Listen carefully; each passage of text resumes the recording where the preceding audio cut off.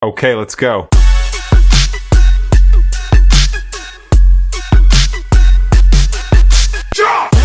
Hey there and welcome.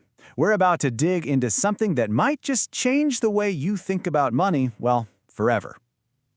We're taught a certain set of rules about how to build wealth, but what if those rules are wrong? There's another way, a totally different equation that changes the whole game. Let's dive in. Okay, so let's start with a number we all know, $1 million. For a lot of people, this is it. This is the big goal, the symbol that you've made it. But let's just zoom out a bit. Now we're looking at $100 million. All of a sudden, that first number looks kind of tiny, doesn't it? And now, $1 billion. It's a number so huge our brains can't even really process what it looks like. It's just a lot.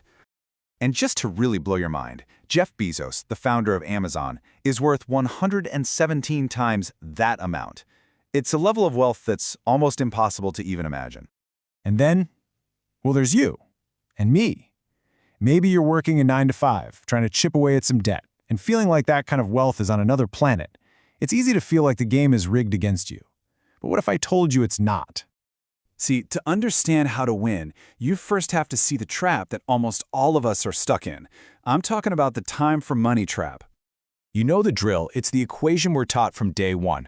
Go to school, get good grades, get a safe, secure job, and they'll pay you a salary. Our whole lives we're told that money is what you get for trading in your hours. But let's just do some quick, painful math here.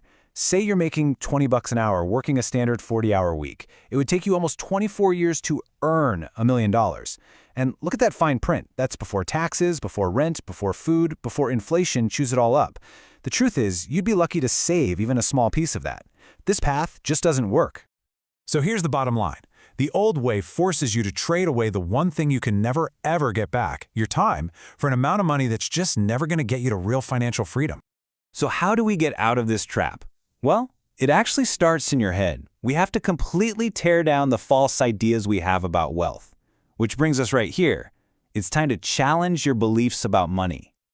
Think about it. In movies and on TV, how are rich people usually portrayed? They're either mustache-twirling villains or they're just lucky, born with a silver spoon in their mouth.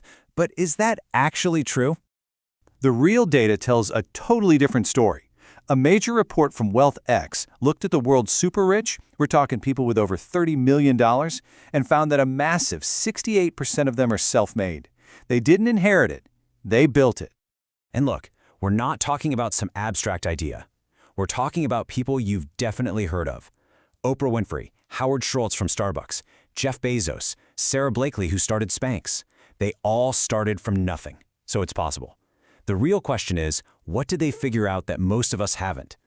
Well, they figured out that there's a different equation, the real equation for wealth, and it's one they definitely don't teach you in school. First, let's just get one thing straight. Wealth is not about working harder.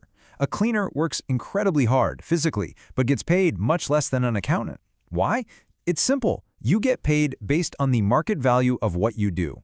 The cleaner's job is valuable, but the skills are easily replaceable. The accountant's specialized knowledge is not. And that leads us to this, the new equation. Wealth isn't about time. It's about solving problems for the market. That's it. It's that simple, and it's that powerful. The bigger the problem you solve, the more the market rewards you. Think about Amazon. What problem did it solve? The massive inconvenience of having to go to a physical store. That was $1 billion problem, and for solving it, the market rewarded Jeff Bezos with billions of dollars.